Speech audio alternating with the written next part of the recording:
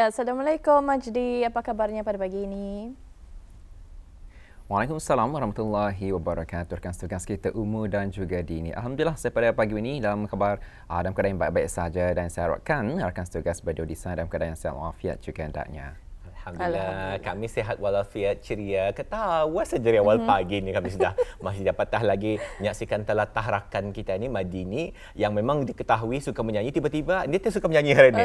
Tiba-tiba dia pandai menyanyi, dia tahu lirik. Sesuatu yang rasanya sukar untuk dipahami lah. Betul.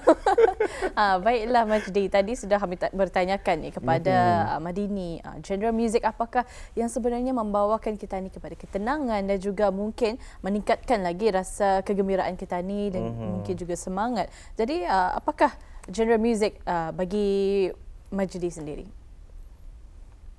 Kalau saya sendiri memang kita tidak dapat sangkalkanlah yang mana genre muzik ataupun lagu-lagu yang kita dengarkan sebenarnya dapat memberi kesan juga kepada diri kita ataupun kepada mood kita sebetulnya. Dan kalau saya sendiri memang tidak ada spesifik genre lah, tapi yang penting bukan genre rock. Saya kurang berminat dengan genre-genre rock.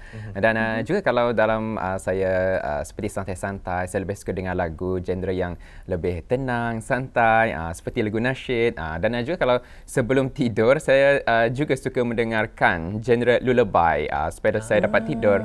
Dan sebab kalau malam kan, kalau kita ni kadang-kadang ada jugalah setengah orang ni orang sukar tidur. Jadi kalau saya sendiri, saya memang suka mendengar muzik genre lullaby sebelum tidur tu. Jadi ya macam muziknya tenang kan, dapat saya tidur tu. Itulah antara genre yang saya minati. Yang penting bukan genre rock lah.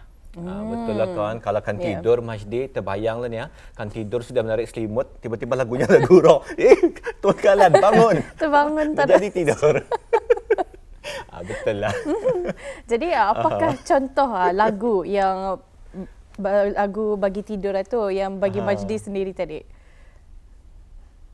Ya, kalau genre lullaby ya bukannya ada lagu, ya muzik saja, muzik yang menenangkan. Instrumental lah macam tu. Jadi kalau akan dibagi contoh memang sukar lah. Betul lah. Dapatlah kalau Umu ingin mengetahui jenis muzik lullaby ni ataupun mungkin ada spesifiknya mengait dengan apa muzik-muzik yang Majdi suka, kita boleh DM tepi lah. Mungkin lepas ni. Okey. Baiklah Majdi, terima kasih atas pengungsiannya. Jadi kami serahkan saja kepada Majdi untuk mengungsikan laporan ataupun bahan visual bagi daerah Tutong. Silakan. Silakan Majdi. Baik, terima kasih kepada rakan setugas. Bismillahirrahmanirrahim. Assalamualaikum warahmatullahi wabarakatuh. Selamat pagi dan salam sejahtera kepada para penonton. Alhamdulillah kita bersua pada hujung minggu ini, Ahad 6 hari bulan Oktober 2024. Dan kami harapkan agar audio di luar sana dalam keadaan sihat walafiat juga hendaknya. Dan saya percaya pada pagi ini ramai juga di antara kita ni yang melakukan aktiviti ataupun riadah di pagi hari. Namun diingatkan agar audio sentiasa jaga keselamatan diri, lebih-lebih lagi audio yang melakukan aktiviti sukan seperti berbasikal, berjoging di bahu-bahu jalan. Diharapkan hendaknya untuk sentiasa jaga keselamatan dan sentiasalah ya peka akan keadaan sekeliling auda. Dan ada penonton ingin saya kongsikan terlebih dahulu satu makluman semasa di sini, iaitu mengenai dengan bengkel fotografi Islam bagi belia-belia masjid 2024, yang mana bagi bengkel ini akan diadakan pada hari Ahad 13 Oktober 2024. InsyaAllah akan bermula pada jam 8 pagi di Masjid Pangeran Anak Haji Muhammad Alam, Kampung Sengkarai, daerah Tutong. Jadi kepada audio yang sudah pun mendaftar bagi mengikuti bengkel fotografi Islam yang akan diadakan pada hari Ahad depan, agar dapat datang lebih awal sebelum acara bermula. Baik, itu satu info saya kongsikan terlebih dahulu. Dan untuk selanjutnya pula, mari kita beralih untuk menyaksikan bahan rakaman yang kami sediakan untuk edisinya hari ini.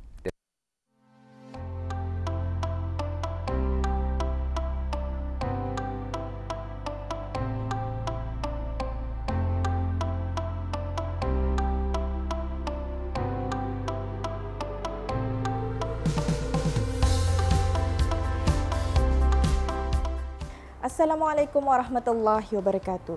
Auda, perniagaan kopi semakin menjadi trend di negara Brunei Darussalam dan ia merupakan satu perkara yang tidak asing lagi di negara ini, khususnya dalam golongan belia.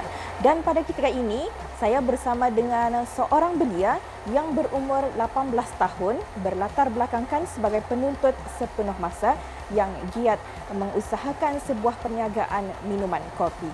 Melalui tinjauan program Rampai Pagi pada kali ini, kita akan mengetahui dengan lebih lanjut lagi mengenai perniagaan beliau. Dengan perkembangan industri makanan dan minuman pada masa kini, perniagaan kopi telah menjadi salah satu segmen yang paling popular. Tidak kiralah sama ada ia diusahakan di kalangan lelaki ataupun perempuan dari pelbagai peringkat umur. Rampai Pagi pada kali ini memfokuskan mengenai perniagaan kopi yang diusahakan oleh belia di daerah ini. Muhammad Fahmi bin Haji Bahrain berasal dari Kampung Keriam, berumur 18 tahun yang masih menuntut sepenuh masa menceburi perniagaan kopi di kediaman beliau. Cermin Cafe ini bermula pada pertengahan Julai dan idenya datang dari minat sendiri semata dan aku baru sadar yang macam di Keriam belum ada tempat untuk lepak sama untuk membuat kopi, so aku beranikan dirilah untuk membuat bisnes ini. Cermin Cafe ini datangnya daripada aku punya branding sendiri. Pasal satu, supaya orang macam tahu, macam senang orang hafal Cermin. Cermin ialah kafe yang ada di Keriam. Fokus kepada kafe pasal masa ni trending, dia punya membuat kopi ini trending. Dan pasal dua minat. Nombor tiga, pasal aku sendiri baru sadar yang di Keriam market kopinya belum berapa banyak, belum ada. So aku beranikan dirilah untuk membuat bidang kopi. Konsep Cermin Cafe ni pelanggan boleh lepak di sini, boleh tapau juga. Selain itu, aku pun kalau ada masa lapang aku buat delivery je untuk ke sekolah-sekolah ataupun ke tempat-tempat yang mereka mahu. Untuk masa kini operating hours-nya indah fix, tapi aku selalunya update arah IG story lah untuk beritahu operating hours-nya. Tapi for now aku selalu buat selepas aku sekolah, which is masa weekend. Sebelum memulakan perniagaan ini, beliau pernah bekerja sampingan di salah sebuah kafe. Berpandukan kepada pengalamannya, belia ini memberanikan diri untuk memulakan perniagaan. Sudah semestinya, sebelum memulakan perniagaan kopi, seseorang itu perlulah terlebih dahulu mempelajari cara-cara membancuh minuman kopi dan mengendalikan mesin kopi dengan betul. Bukan setakat itu sahaja, mereka juga perlu mendalami akan variasi jenis kopi yang ingin dihidangkan kepada para pelanggan dan cara penyimpanan biji kopi dengan tepat. Setentunya, kualiti dan rasa minuman, khususnya rasa kopi yang seimbang yang dihidangkan kepada para pelanggan dapat menarik minat mereka. Perniagaan kopi secara home base ini juga turut disesuaikan dengan hiasan tempat duduk mempunyai konsep yang santai.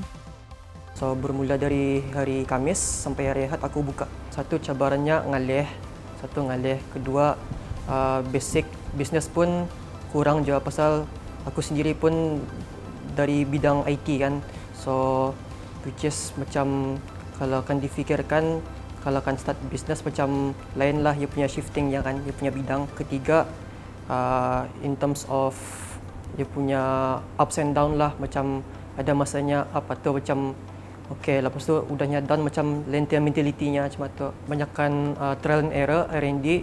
So kan aku punya hobi sebelum start bisnes ni, aku suka agak-agak kafe di Brunei kan. Kalau indah di Brunei di Miri macam tu. So aku merasa diorang punya signature, merasa minuman-minuman diorang macam mencari rasa. Selain daripada mencari rasa, aku pun boleh tanya-tanya juga baristanya macam mana kan buat ni macam tu.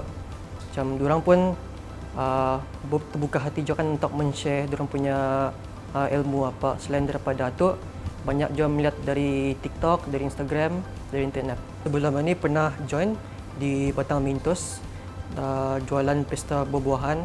So aku join sajalah walaupun dia punya market kopi di sana pun kalau difikirkan macam berbeza lah. Tapi selepas mencuba, alhamdulillah lah. Usaha yang dilakukan oleh belia ini sejak dari usia yang muda pastinya akan menjadi dorongan khususnya kepada generasi muda yang lain. Pentingnya, seseorang itu perlulah bijak dalam membahagikan masa, apatah lagi bagi belia yang masih belajar sepenuh masa.